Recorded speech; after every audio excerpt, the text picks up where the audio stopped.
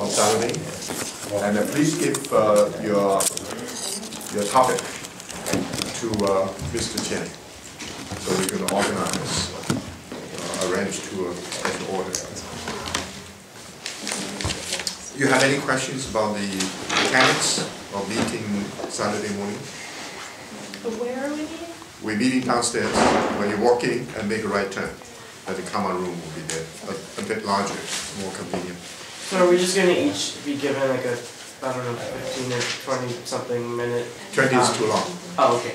Like 15-minute like time slot, and we're just going to talk and then have like a Q&A after each person, or are we going to meet? Depending upon, I think I'm probably going to organize you into a few panels. Oh, okay. And then after, say, 3 finish talking, then we have some time for discussion and continue. It's just like a mini conference. You must have attended quite a few. It will be a good experience. I need to say just one word about the feminist critique of Confucian tradition. Last time I didn't spend much time, and I don't want to give you the wrong impression. That's a topic I try to avoid. In fact, the more I think about it, the more I'm convinced it's one of the most important challenges to the Confucian tradition. But at the same time, given the current situation, it is also something that the future Confucians need not worry too much about. Of course, you have to continuously critically aware of the problem, because what we call the historical burden. The historical burden is not unique to the Confucian tradition, as many of you know. All pre-modern traditions, especially spiritual traditions, suffer this very serious limitation. You can even say suffered a major defect, the inability to face up to what now we call gender equality. The reason that I feel that the Confucian tradition will be able to face up to this challenge is not that the tradition is going to transcend the burden of history, because the more you study the tradition, the more you're aware the tradition seems to have presented all kinds of limitations. And that's the reason Confucian tradition has been greatly critiqued by some of the most brilliant minds in China ever since the impact of the West, roughly the Opium War of 1839, but particularly since 1919. And in a way, because this inability for the Confucian tradition to deal with some important values that impacted on China, such as democracy, human rights, equality, justice, that people became more critically aware of the position of women in the modern transformation of China. And the curious thing for me was that the comparison was totally unfair. Why? These intellectuals wanted China to learn from the West. So they put extremely radical positions. And so they, in a way, gave you the impression that the worst, probably the worst of the Confucian tradition, in fact, could be considered as a factual presentation of the role of women. Whereas the idea of the West, where they call democracy, equality, rights, and so forth, were highly idealized.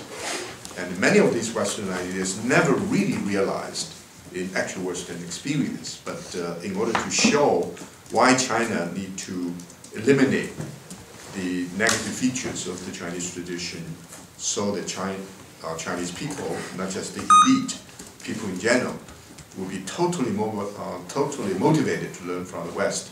The strategy was to show the worst of your own culture and the best of the Western culture as standards of inspiration and standards of aspiration. We know for sure that in the West, for example, the United States, and suffered from slavery for a long, long time. even in the 1960s, racial discrimination was pervasive, especially in the North. So that's why the civil rights movement began in that period of time. So we're not talking about the realization of great Western ideas on the one hand, and the total inability of the Chinese tradition to face up to the challenges. That's one observation I think that needs to be done.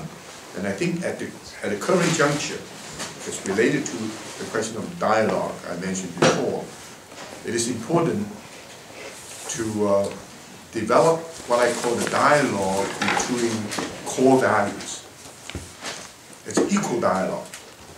What you consider to be the best, you want to share with your conversation partner. You want to learn the best from your conversation partner. Instead of saying that I have nothing to offer, you have everything to offer. Or I have everything to offer, you have nothing to offer. That position actually persisted in China for about a century. Most of the Chinese intellectuals, even today, believe that learning from the West, for example, modernization and globalization, is an imperative. Overwhelming majority of the intellectuals from the West, including some of the most brilliant philosophers, still believe there's very little, even nothing to learn from China, especially in the area of culture, in the area of basic values. So even some of what we consider great values in China are still relegated to the background as something outmoded, if not the future past. And the West has been greatly idealized, both by Chinese and by Western scholars. This happened after the Second World War. That's not the situation after the First World War. After the First World War, some of the most important intellectuals in the West wanted to learn from Asia.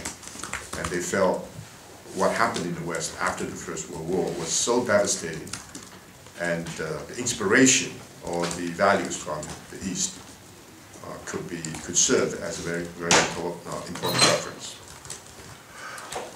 But after the Second World War, especially the rise of America as by far the most dominant intellectual tradition, and decided to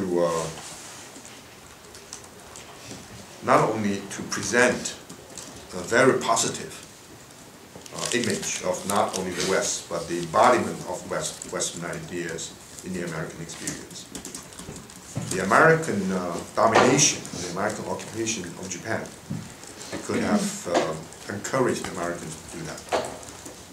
But anyway, this digression is useful to understand why women's position in China was so much critiqued by some of the major intellectuals in China. Recently, there's still this vision that the Chinese women were so oppressed in China when they came to the West, for example, to the United States. They became liberated. They began to have their own voice, become independent, to become autonomous. While they were in China, they're still oppressed, or East Asia, still oppressed. In a curious way, this is not just applicable to women. It's not a gender question. It's probably applicable to many intellectuals or students. And they felt the Chinese system is still oppressive, whereas the American system is basically liberal and open. I think in general that's not wrong, but it's not a gender question. However, it's an interesting observation that women in general, at all levels, professional women, women in business, students, and so forth from Asia, especially from China, adjusted. This is a survey, adjusted much better to American way of life, and especially Japanese women. Normally, the man wanted to go home to do something, women refused. So there are many examples. Husbands want to go home, and wives refuse. However, with the view to the future, I do not think we have any either theoretical or practical constraints in terms of the role of women in Asia, particularly in the so-called Confucian culture area, China in particular. This is, of course, predicated on the ability of not only the Chinese government, but Chinese society as a whole to forge ahead with this response